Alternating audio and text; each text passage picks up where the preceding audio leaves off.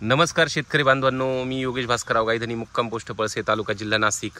हा आपला Taiwan pink पेरूचा माझा स्वतःचा प्लॉट आहे, ज्याची छाटणी आपण 27 जानेवारी 2025 रोजी आपण घेतली होती। बरोबर, म्हणजे उन्हाळ्यामध्ये पूर्ण हा बहार येणार होता आणि याच्यात आपण बरेचदा उन्हापासून वाचण्यासाठी, बरोबर, म्हणजे ड्रॉपिंग वगैरे कमी व्हायला पाहिजे आणि याच्यापासून वाचण्यासाठी आपण बरेच पर्याय केले होते।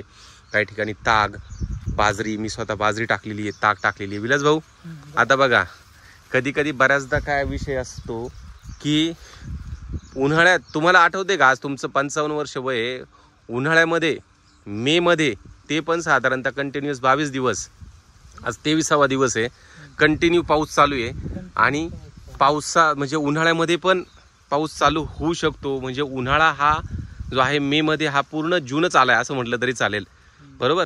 आणि ह्या सगळ्यासाठी आपण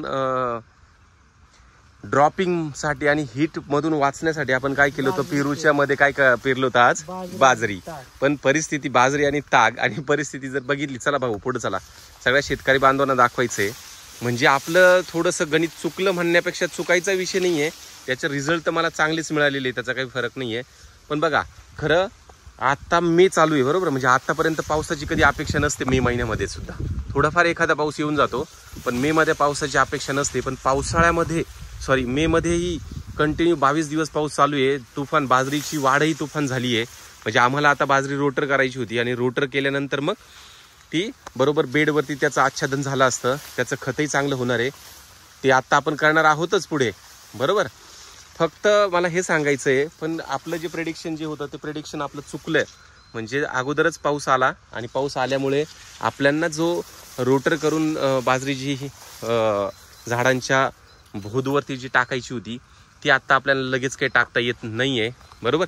या इकडच्या बाजूला पण दाखवा। आपले फळांच्या बाबतीत बघा, झाडांचा म्हणजे फायदाच झालेला। आपण आंतरपीक म्हणण्यापेक्षा उन्हापासून वाचण्यासाठी आणि टेम्परेचर कंट्रोलसाठी आपण बाजरी लागवड केली होती आणि त्याचा परिणाम असा आहे, आपल्या पेरूच्या बागेची सगळी कॅनॉपी जबरदस्त आहे, फळांची सेटिंग चांगली आहे, फळावरती कुठेही कोणत्याही प्रकारचा डाग असा दिसत नाहीये, बरोबर। या सगळ्या गोष्टी आहे आणि एवढं करून बाजरी वाढलेली किती आहे, तर या इकडे तुम्हाला अजून दाखवतो। म्हणजे परिस्थिती अशी झाली आहे की आता सध्या घरच्यांचं म्हणणं असं आहे की अरे काही उद्योग करत असतो तू, बरोबर, पण विषय असा आहे, त्याचा परिणाम मला चांगला मिळाला। बाजरी आणि ताग जो केलेला आहे तो आता आपण पाऊस उघडल्यानंतर आपण त्याचं रोटर करून तो बाग स्वच्छ होणार आहेच, पण त्याचा काही मला दुसरा काही दुष्परिणाम जाणवला नाही। जाणवला तो चांगलाच परिणाम जाणवला। आज बाजरीची हाईट जर तुम्ही बघाल तर बाजरीची हाईट बघा किती आहे, बरोबर। म्हणजे ठीक आहे, पाऊस पडला आणि पाऊस हा कंटिन्यू चालू आहे आणि कंटिन्यू चालू असल्यामुळे थोडाफार फरक हा पडतो। म्हणजे काय, आता आपल्याला जे काम थोडंफार करायचे ते पावसामुळे असंही करता येत नाहीये आणि ते करता न आल्यामुळे थोडंफार काही प्रॉब्लेम्स तर तसं मला काही जाणवलेलं नाहीये। पण कुठेही ड्रॉपिंग जी झाली, थोडीफार ड्रॉपिंग झाली, बरोबर। फळं कशी, फळांची क्वालिटी दाखवा, फळांची क्वालिटी अतिशय चांगली आहे, बरोबर। म्हणजे कुठेही फळांना काही प्रॉब्लेम नाहीये। म्हणजे आंतरपीक आणि बाजरीमुळे झालेला मला हा फायदा हे म्हणायला हरकत नाहीये। तोटा फक्त एकच की आता ह्या काळामध्ये थोडासा छोटासा उंदीर मला दिसतोय, बरं का, छोटा उंदीर दिसलाय बघा इथं। तोटा फक्त असाच म्हणू शकतो आपण की आता टायमिंगवरती त्याला बाजरीला कट करणं गरजेचं आहे, कारण की येत्या साधारणतः 8-10 दिवसातच बाजरी आता याच्यापेक्षाही वरती जाईल, बरोबर ना। आणि बाजरीला खरंच बाजरी नको यायला, त्याच्या आतच आपल्याला काय करायचंय, रोटर करून त्याचं खतामध्ये आपण कन्व्हर्जन करणार आहे। खतही सुंदर होणार आहे, सगळं होणार आहे। फक्त सगळं जे हातात आहे ते पावसाच्या हातात आहे, बरोबर।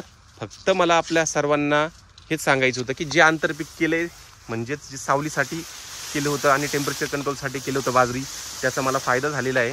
पण पाऊस लवकर आल्यामुळे ते झपाट्याने वाढतंय, तेवढाच फक्त एक प्रॉब्लेम आहे। चालेल, भेटूया पुढच्या व्हिडिओमध्ये, धन्यवाद।